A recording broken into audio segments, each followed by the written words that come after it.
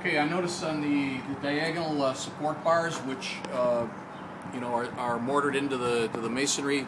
Yeah. I see that there are some gaps So, where the bars go inside, so we don't know what's going on behind there. It's well, conceivable. we know it's not good, and we need to verify. That's so, correct. verification means you have to either expose it or get inside and look at it, and you can't do either one. So, you can either drill that hole out and verify the connection all the way in, 8 to 12 inches, or just duplicate the connection, repack it, and duplicate the connection so that it becomes the new verifiable connection for you, and the old one stays. So you're actually duplicating what it's required. But before we continue on additional things that you're finding, you're saying that an inspector can just come down here, look for evidence of any hex head bolt. Exactly. Seeing none, he doesn't have to look anymore, right?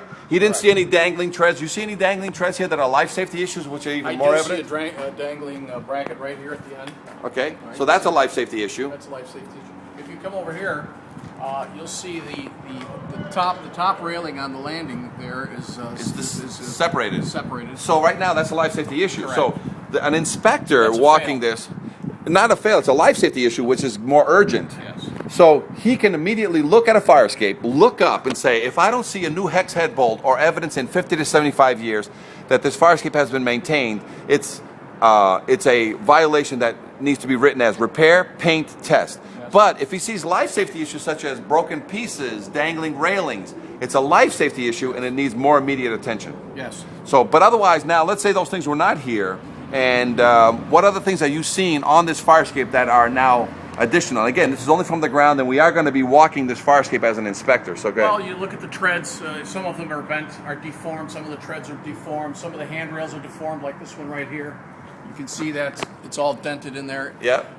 Ice and snow falling. It's an indication. It's an indication that there's been no maintenance.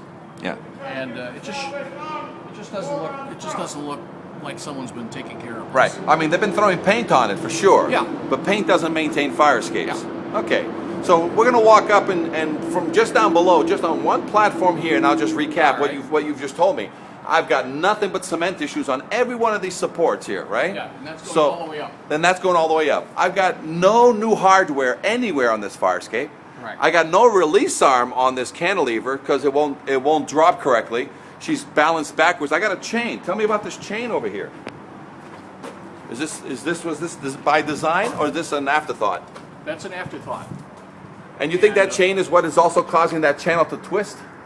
It's conceivable, but as you see, the chain is simply pulling onto the landing platform. Right. And was that support designed to take such a chain? No.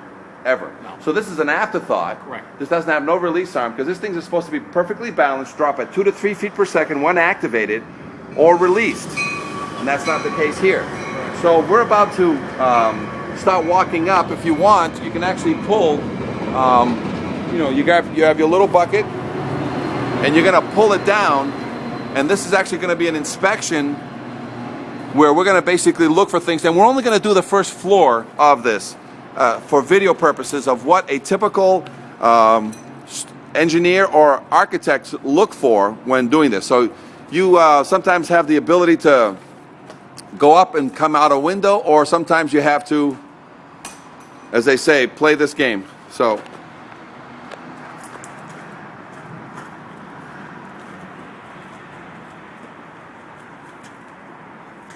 looks like you have that extra ball there.